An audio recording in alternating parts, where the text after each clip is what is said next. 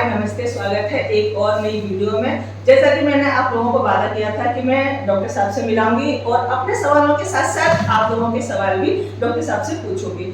आप सभी को पता है जैसे मैं कैंसर सर्वाइवर हूँ, ब्रेस्ट कैंसर सर्वाइवर हूँ और मेरा इलाज डॉक्टर साहब ने किया है। और आज मुझे बहुत ही ज्यादा खुशी है, आज मैं जब डॉक्टर साहब से मिलने आई तो इन्होंने जब ये बोला कि अब आप पहले की तरह बिंदास जी सकती हो, आप कैंसर फ्री हो, तो मैं कैंसर फ्री हो सकती हूँ, अब आप लोग क्यों नहीं हो सकते। तो आज हम डॉक्टर साहब से मिलते हैं और इनसे बहुत सारी जानकारी लेने की कोशिश करेंगे। पहले तो मेरे चैनल में आपका स्वागत है। धन्यवाद आपका। और मैं मुक्तिनाथ सिंह, कैंसर विशेषज्ञ, और मैडम का जो है इलाज हमने किया। मैडम जब हमारे पास आई थी तो इनका कुछ सवाल था जो शायद सबके लिए डरावना होता है, और स्वाभाविक सी बात थी कि मैडम के लिए भी वो डरावना था। मैडम भी बहुत डरी सहमी आई थी कि इलाज होगा क्या होगा। बाहर के लोग जो है बहुत सारी भ्रांतियां फैला देते हैं कि आपको कीमो लगेगा तो ये हो जाएगा, सर्जरी होगी तो ऐसा हो जाएगा, रेडिएशन होगा तो ऐसा हो जाएगा। तो मैडम भी आई थी तो मैडम के साथ भी वही सारी दिक्कतें थी, क्योंकि कोई कैंसर की पढ़ाई तो किया नहीं है, कैंसर के जानकार है नहीं। तो बाहर की चीज़ों को सुन करके तो हर इंसान डर जाता है। और ऐसी ही बीमारी है कि अगर आप डॉक्टर से सलाह मशविरा न करें, उससे बातों को न समझें या उससे सलाह लेकर के सही ढंग से सही रास्ते पे न चले तो हर इंसान डरता है, परिवार डरता है। तो जब हमारे पास आई थी तो मैंने बहुत सारी चीज़ें इनको समझाया, बताया।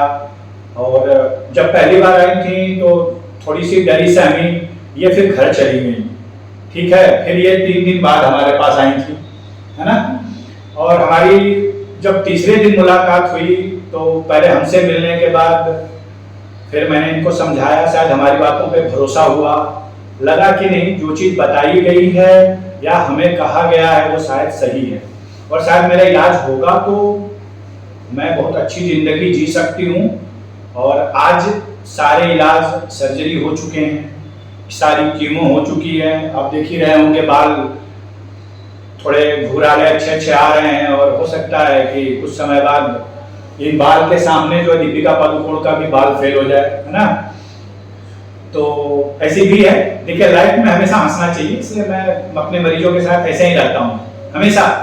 हम मरीजों को छोटी छोटी बातों पे, उन्हीं की बातों पे मैं उन्हीं को हंसाता हूँ, ठीक है, ताकि उनको उस चीज को लेकर के कभी ऐसा ना महसूस हो और डरे ना कि मेरे साथ पता नहीं क्या होगा। सबसे बड़ी चीज है, इस बीमारी से आपको अपने अंदर हिम्मत लाइए। जैसे मैडम ने लाया, पूरी सर्जरी हुई, 8 कीमो हुई, पूरा रेडिएशन हुआ है। रेडिएशन कंप्लीट होने के बाद 1 हफ्ते बाद मेरे पास मैडम आई है। आज वीडियो साथ हमारे साथ बनाने आई हैं। आप लोगों के कुछ सवाल होंगे क्योंकि मैडम ऑलरेडी यूट्यूब पे मैं भी इनका फॉलोअर हूँ, है ना। तो मैं भी मैडम का वीडियो देखते रहता हूँ, घर की एक्सरसाइज देखते रहता हूँ, है ना। घर में तरबूज काट के खाते रहती हैं, है ना। सर जो है थैले में, झोले में सब्जी लेकर के आते हैं तो उसमें से मैडम जो है खीरा ढूंढते रहती हैं, है ना।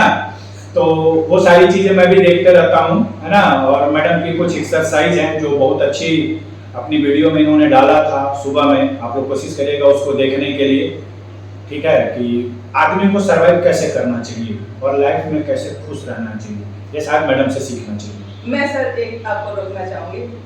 देखो, कैंसर हो जाता है तो ये कोई बड़ी बात नहीं, बीमारी अपने हाथ में नहीं होती, लेकिन सही डॉक्टर मिलना बहुत ज्यादा जरूरी होता है, जो कि मुझे मिल गए हैं। सर, एक क्वेश्चन बहुत ज्यादा मुझसे पूछा गया और मेरे मन में भी है कि जैसे मेरी ये मस्टेक्टमी हुई है, क्या मेरी लंपेक्टमी नहीं हो सकती थी? देखिए, एक सर्जरी का प्रोसीजर है, ठीक है।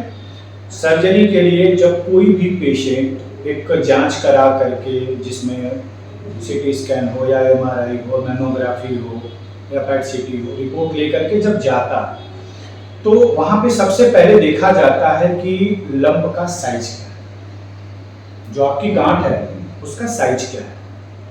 उस साइज के हिसाब से बहुत सारी सर्जिकल प्रोसीजर डिसाइडेड होती है और वो सर्जन डिसाइड करता है कि सर्जरी हमें क्या करना चाहिए। पहला सिनेरियो तो ये है। दूसरा सिनेरियो देखिए, आपकी जगह पे जैसे जो सर्जरी का है कि लंपेक्टोमी, क्वाडेक्टोमी, क्योंकि ब्रेस्ट को, एक ब्रेस्ट की अगर बात देखें तो हम डिवाइड करें तो 4 और सेंट्रल रीजन को मिला करके, ठीक है, निपल और एरियोला को पार्ट को मिला करके 5 सेक्शन होते हैं, 5 डिवीजन ब्रेस्ट का होता है। पहला चीज ये देखना होता है कि किस क्वाड्रेंट में ब्रेस्ट का गांठ है, ठीक है। वो देखने के बाद ये डिसाइड होता है कि अब क्या करना चाहिए। अब मान लीजिए जैसे ये एक ब्रेस्ट है, अब इसका हमने ऐसे डिवाइड कर लिया और सेंट्रल रीजन को। अब ब्रेस्ट का साइज सिर्फ और सिर्फ इस अपर एंड आउटर क्वाड्रेंट में है, तो गांठ 2 सेंटीमीटर, 3 सेंटीमीटर, 4 सेंटीमीटर का है। तो सर्जन ये सोचता है कि भाई हम रिमेनिंग पार्ट को बचा के रखें, क्योंकि वह एक दिया हुआ नेचर का, भगवान का दिया हुआ एक शरीर का अंग है, हम उसको कम से कम क्षति करें। पहला एक ऑप्शन होता है। अब मान लीजिए कि ये बाहर की तरफ थोड़ा है, अंदर की तरफ कम है, तो सर्जन सोचता है कि हम लंपेक्टोमी करें। अब इसी चीज को हम बाहर की तरफ ना देख करके हम थोड़ा सा इसको अंदर की तरफ आए, है ना, और जो डिवीजन हमने वर्टिकल डिवीजन किया इसके मार्जिन पे आ गया। तो अगर हम सिर्फ क्वाड्रेक्टोमी करेंगे तो ये आपका ट्यूमर दूसरे क्वाड्रेंट का छूट जाएगा, तो वहां क्या करना चाहिए, लंपेक्टोमी की जगह क्वाड्रेक्टोमी कर देना चाहिए, मतलब उस क्वाड्रेंट को ही रिमूव कर देना चाहिए। अब रह गई बात कि सेंट्रल ट्यूमर निपल एरियोला के हिस्सा में है, ठीक है, डीप सीटेड है, आजू बाजू में बड़ा है। तो अब आप बताइए कि अगर हम सिर्फ इसी सेक्शन को निकालेंगे, ठीक है, तो बाकी सेक्शन तो बच गया। अब बीमारी कितना अंदर तक इन्फिल्ट्रेटेड है किसी को नहीं है, तो सर्जन वहां पे क्या करता है, कहता है इसको मॉडिफाइड रेडिकल मस्टेक्टोमी, मतलब पूरी ब्रेस्ट को ही रिमूव कर दे। तो सर्जरी का डिसीजन ट्यूमर के साइट और लोकेशन पे डिपेंड करता है, एक चीज।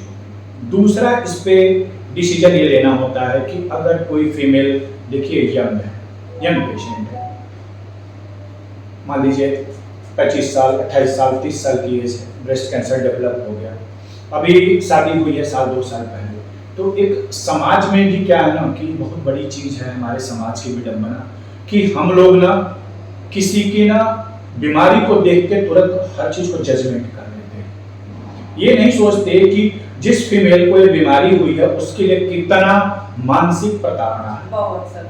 ठीक, अब मान लीजिए मैं एक बात आपसे शेयर करना चाहता हूँ, आप एक महिला है, शायद और भी लोग महिलाएं सुनेंगे तो इस चीज से आप लोग थोड़ा सा डरिएगा। अब मान लीजिए कि एक डॉक्टर कहता है कि आपकी बीमारी इतनी बड़ी है और 28 साल की एज है फीमेल की और 25 साल की एज में शादी हुई है, ठीक है, आपकी पूरी ब्रेस्ट को रिमूव करना है, उस फीमेल के लिए कितना मानसिक प्रताड़ना है।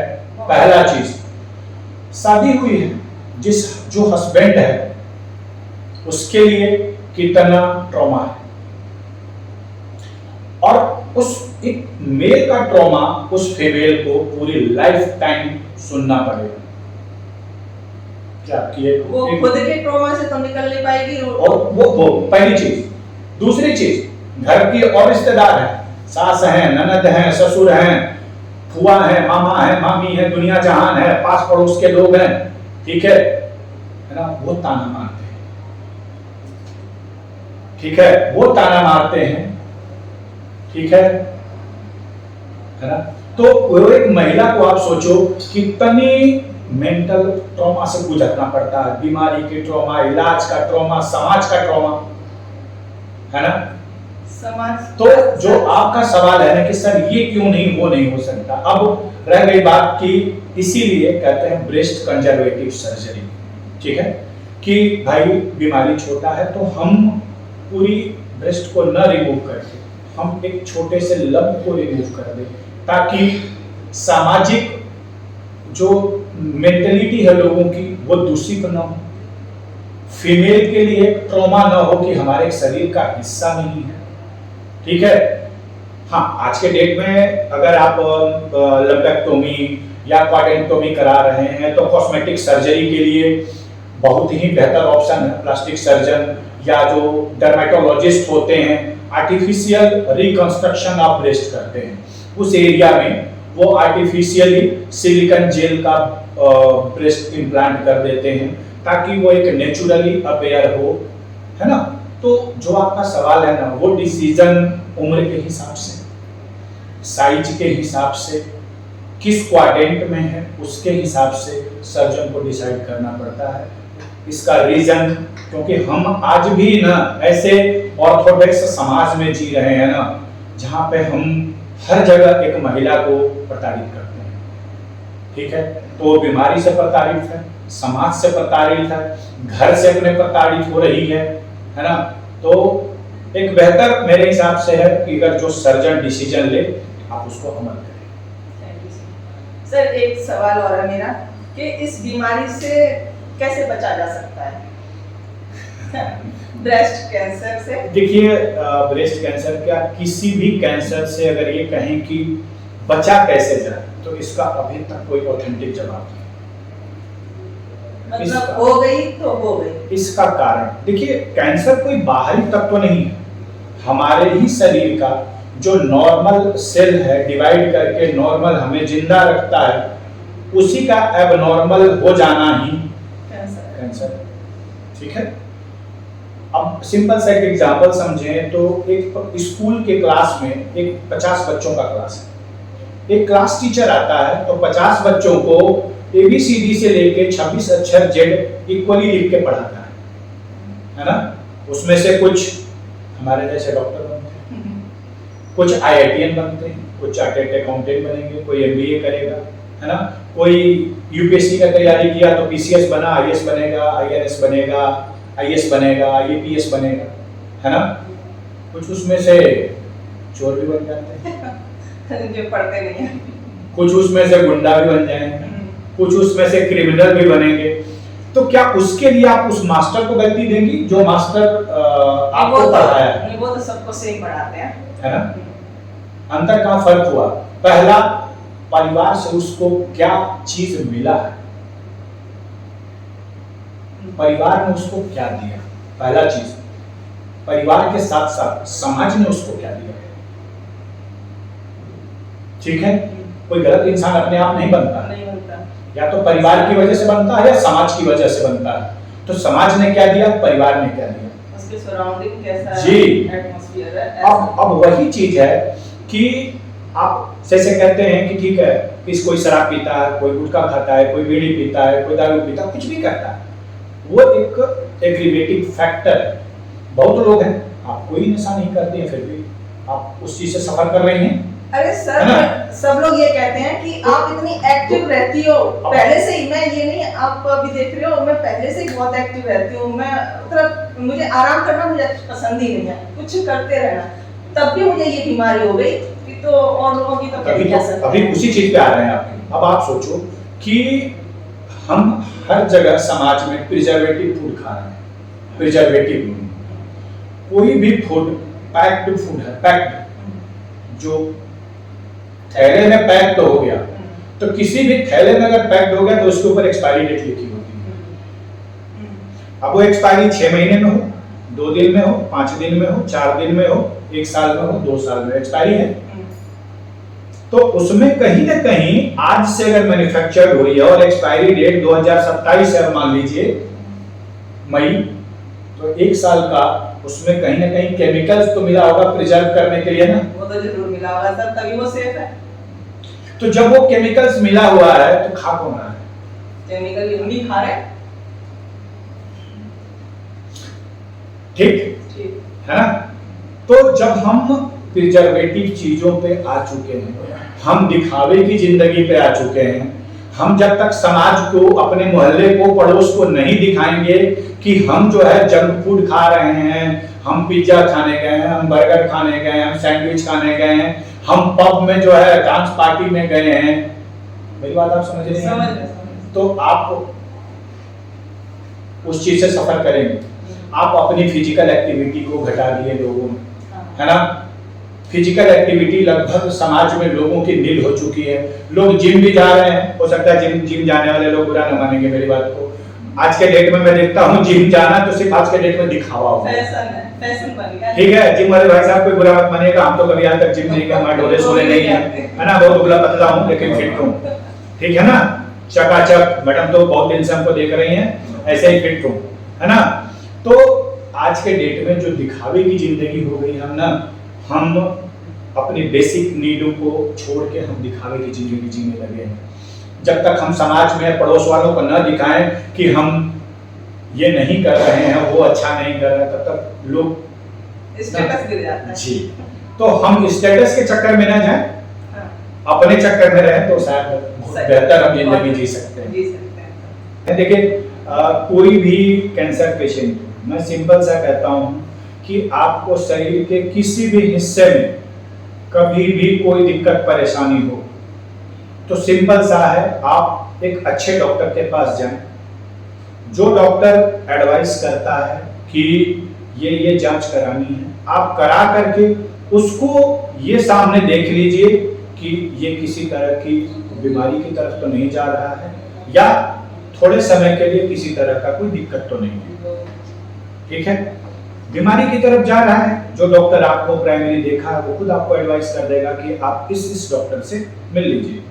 तो आप अपने लिए सबसे बेहतर है कि कोई दिक्कत परेशानी हो तो सबसे पहले आप डॉक्टर से कंसल्ट करें, खुद का डॉक्टर ना बने, सबसे बेहतर। सर एक सवाल और है, इसके कुछ खास सिम्टम होते हैं? हाँ, खास सिम्टम एकदम किसी भी कैंसर का सिम्टम आता है, हर कैंसर अपना सिम्टम देता है, बशर्ते हम लोग क्या करते हैं ना, उसको अवॉइड करते हैं। मुंह में मल्टीपल टाइम छाले बन रहे हैं, घाव भर नहीं रहा है, अच्छा, तो डॉक्टर के पास जी कंसल्ट करें आप। ब्रेस्ट में है, देखिए ब्रेस्ट कैंसर थोड़ा सा क्या होता है, टिश्यू होता है भाई, फैटी टिश्यू है, जनरली छोटे गांठ होते हैं, उन्हें समझ में आता है। लेकिन एक फीमेल के लिए मेरी तरफ से है कि आप डेली अगर चाहें तो खुद, कहते हैं टेक्निक है, मेडिकल टर्म है, सेल्फ ब्रेस्ट एग्जामिनेशन, अपने ब्रेस्ट का खुद आप एग्जामिनेशन कर सकती हैं। करना कुछ नहीं है, आप आराम से कहीं भी लेट करके और अपनी ही ब्रेस्ट को आप ऐसे ऐसे करके आप दबा के देख सकती हैं, लेट के, लेकिन बैठ के नहीं, लेट के ऐसे अपने हाथों से आप चेक कर सकती हैं। अगर कोई गांठ होगी तो आपको महसूस हो जाएगी, लेकिन लेट के जब करेंगी तब, क्योंकि लेट के करेंगी तो चेस्ट वॉल का कंप्रेशन होगा, तो कोई गांठ होगी तो हाथ में फील हो जाएगी। लेकिन अगर आप बैठ के अगर ब्रेस्ट वैसे करेंगी तो लंप नीचे की तरफ आता है तो वो फील नहीं होगा। इसलिए आप लेटें और डेली आप चाहें तो 2 मिनट के लिए आप अपना ब्रेस्ट का खुद एग्जामिनेशन कर सकती हैं, जिसको मेडिकल टर्म में कहते हैं सेल्फ ब्रेस्ट एग्जामिनेशन, जिससे आप अर्ली कोई भी गांठ हो, किसी तरह का गांठ हो, आप उससे पहचान सकती हैं और डॉक्टर से आप मिल सकती हैं। ये आपने बहुत अच्छी बताया कि ज्यादातर मैंने सुना है कि खड़े होकर के कर लो ये एग्जामिनेशन या बैठ के, लेकिन आपने बिल्कुल सच बताया, मैंने पहली बार सुना। सच बैठ कर कैसे करना, कर भी नहीं सकते, खड़े होकर के भी नहीं पता चलेगा, नहीं पता कहीं से भी, आप जब तक लेटेंगे नहीं, कोई भी चीज फील करने के लिए नीचे भी तो हार्ट सपोर्ट होना चाहिए। अब ऐसे करेंगे तो ठीक है, वो सॉफ्ट टिश्यू है, फैटी है, वो इधर उधर मूव कर जाएगा, आपको पता ही नहीं लगेगा। लेकिन जब आप लेट जाएंगे ऐसे करके किसी भी सॉलिड पे, तो चेस्ट वॉल है, ब्रेस्ट अब इसके ऊपर आ जाएगा, चेस्ट वॉल के ऊपर आ गया, ठीक है। जब इसको आप लंप को दबाएंगे, ठीक है, तो कोई भी गांठ होगी ना तो नीचे की तरफ तो जाना चाहिए उसको, वो कंप्रेशन कहाँ होगा, चेस्ट वॉल पे। तो छोटा से छोटा भी गांठ होगा ना वो पता चल जाएगा।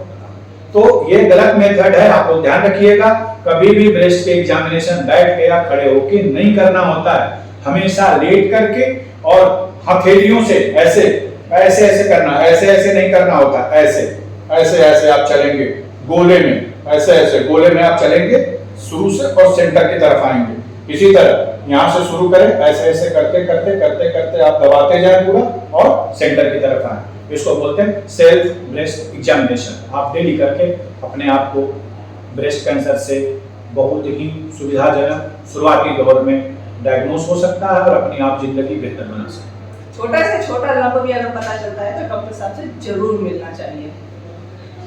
सर ने आज बहुत ज़्यादा अच्छी जानकारी दिया। मैं आज मिलने आई थी, सर ने बुलाया था। मेरा 3 चरण 3 स्टेप कैसे भी पूरे हो चुके हैं, कीमोथेरेपी, सर्जरी और रेडिएशन थेरेपी। और अब चौथा स्टेप शुरू किया है डॉक्टर साहब ने, तो मेरा इलाज अभी इन्हीं से चल रहा है। और आज आपने इस वीडियो के द्वारा सर से कितनी अच्छी जानकारी, कितनी अच्छी बातें और सभी के सवालों के जवाब आपने दिए हैं। Thank you sir.